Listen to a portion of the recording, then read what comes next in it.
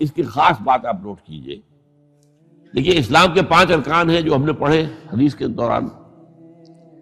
ایک کا تعلق عقیدت سے، کلمہ شہادت. 4 عبادات ہیں، نماز، روزہ، حج اور زکوٰۃ. ان میں ایک فرق یہ ہے کہ 2 عبادتیں وہ ہیں کہ جو ہر مسلمان پر فرض ہے. پیسے والا ہو، بھوکا ہو، خلاش ہو، نماز تو پڑھنی ہے، روزہ تو رکھنا ہی رکھنا ہے. البتہ 2 وہ ہیں جو صاحب ثروت لوگ. اگر آپ صاحب نصاب ہیں تو زکوٰۃ دیں گے، ورنہ تو نہیں. اور یہ کہ حج بھی آپ کریں گے اگر آپ کے اندر استطاعت ہے کہ آپ اپنی غیر حاضری کے وقت کے لیے بھی اپنے گھر والوں کے پاس چھوڑ کر جائیں ان کے لیے، نان نفقے کے لیے، تب وہ فرض ہوگا، ورنہ فرض نہیں. اچھا، ایک اعتبار سے کیا ہے کہ نماز اور زکوٰۃ کا تو بے پناہ ذکر ہے، بار بار ہے، بار بار ہے، بار بار ہے، بار بار ہے. حج کا صرف 3 مقامات پر ذکر ہے. 2 رکوع ہے سورہ حج کے، 2 رکوع ہے سورہ بقرہ کے، اور 3-4 آیتیں جو ہیں جو ابھی میں نے آپ کو پڑھ کر سنائی ہیں یہ سورہ آل عمران کی. اور جو صوم ہے اس کا تو پورا کا پورا ذکر 1 رکوع میں، وہ پچھلے دنوں ہم تفصیل کے ساتھ اس کا مطالعہ کر چکے. 6 آیات اور سارا اس کے اندر معاملہ آ گیا.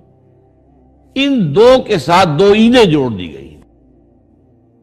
ان دونوں کی جو ایک طرح سے حیثیت کچھ نماز اور زکوٰۃ کے مقابلے میں کچھ کم پڑتی نظر آئی، تو ہماری 2 عیدیں، عید الفطر رمضان کے ساتھ اور عید الاضحیٰ حج کے ساتھ.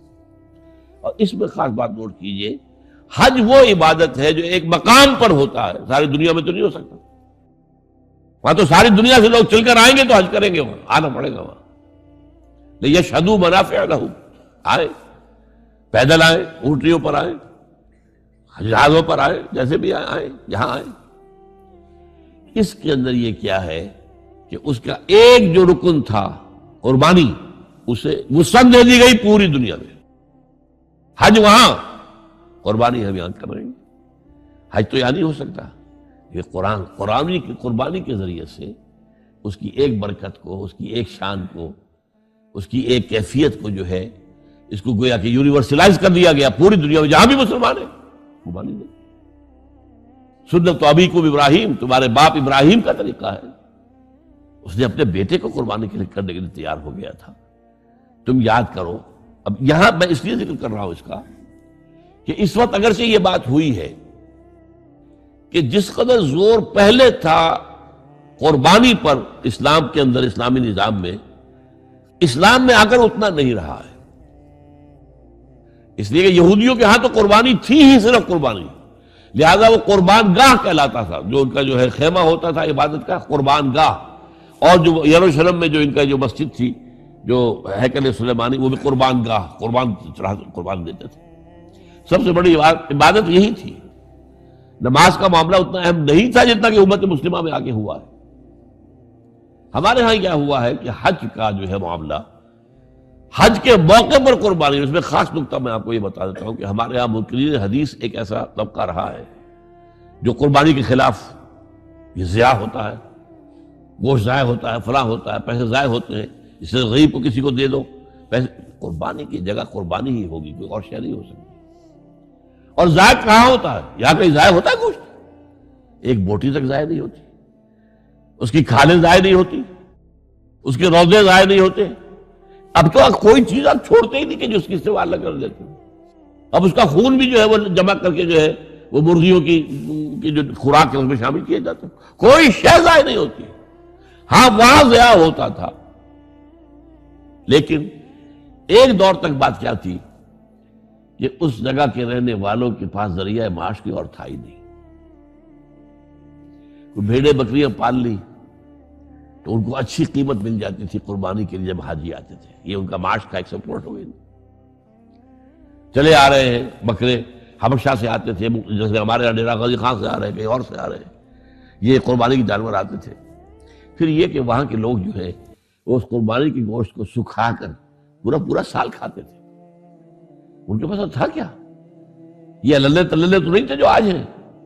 یہ تیل کی دولت ہے جس کی وجہ سے جو ان کے یہاں عظیم انقلاب آ گیا ہے وہ آپ کو معلوم ہے.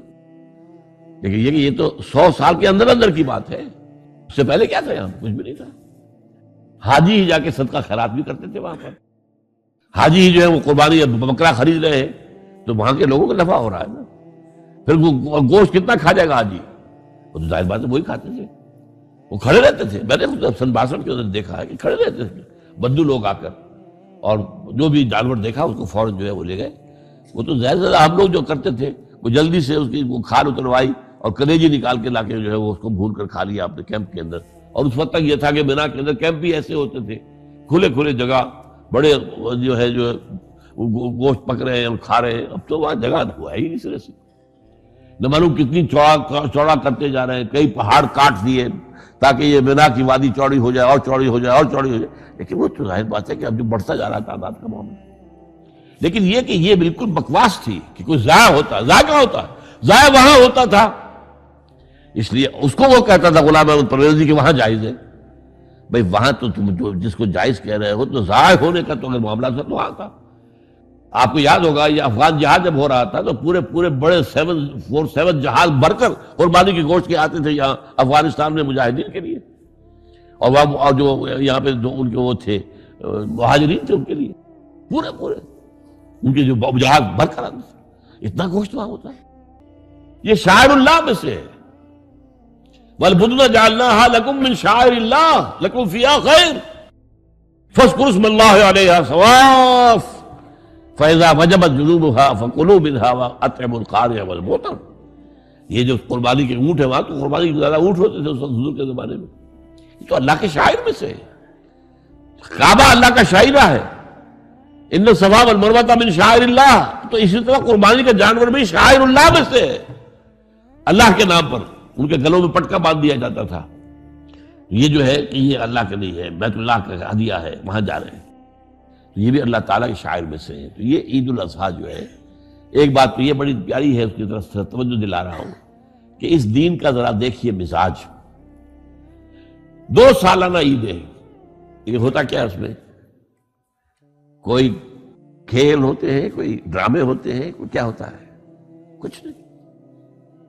2 رکعت نماز، جاتے آتے تکبیرات، کبر ہو تکبیرہ وَلِتُكَبِّرُوا اللَّهَ عَلَى مَا هَدَاكُمْ. یہ یہاں بھی آیا ہے، سورہ بقرہ میں بھی آیا. تو یہ سارا معاملہ جو ہے 2 رکعت نماز، آپ نے اجلے کپڑے پہنے، نہائے دھوئے گئے، نماز پڑھی 2 رکعت، خطبہ سن رہا ہے. یہ عید ہے. کوئی یہاں پر کوئی جو ہے وہ ہنگامہ نہیں، کوئی جشن نہیں، کوئی گانے بجانے نہیں، کچھ بھی نہیں. یہ سادگی، اللہ کی تکبیر، اللہ کا حمد. بعد 2 رکعتیں بھی ہیں تو 6 اضافی تکبیرات کے ساتھ ہیں. 2 رکعتوں میں جو تکبیرات ہوتی ہیں آپ کی تو عام طور پر تو ایک ہی تکبیر ہے نا، یا پھر اہل حدیث حضرات جو ہے وہ تکبیریں، اہل حدیث کے ہم 12 تکبیرات ہیں اضافی عیدین کے لیے. 12. یہ عید الاضحیٰ جو ہے یہ ہمارے اندر اس روح قربانی کو باقی رکھنے کے لیے. ہوا کیا ہے اس 1400 سال میں بدقسمتی سے؟ ایک طرف تو شکر ادا کیجئے کہ کم سے کم دین کا ڈھانچہ برقرار ہے. حج ہو رہا ہے، 30 لاکھ آدمی حج کر رہے ہیں. عمرہ ہو رہا ہے، لاکھوں آدمی عمرہ کر رہے ہیں. یہاں ہمارے ہاں 25,000 کا شہر اعتکاف آباد ہو جاتا ہے. چلیے، اسلام کا ڈھانچہ تو کچھ نہ کچھ ہے نا، روح نہیں ہے. نماز و روزہ و قربانی و حج یہ سب باقی ہیں، تو باقی نہیں ہے. عقل و دل و نگاہ کا مرشد اولی ہے عشق. عشق نہ ہو تو شرع و دین متقدع تصورات. یہ روح جو ہے اللہ کی محبت، اللہ کے ساتھ وفاداری، اللہ کے لیے ہر شے قربان کرنے کو تیار ہونا. ان صلاتی و نسکی و محیای و مماتی للہ رب العالمین.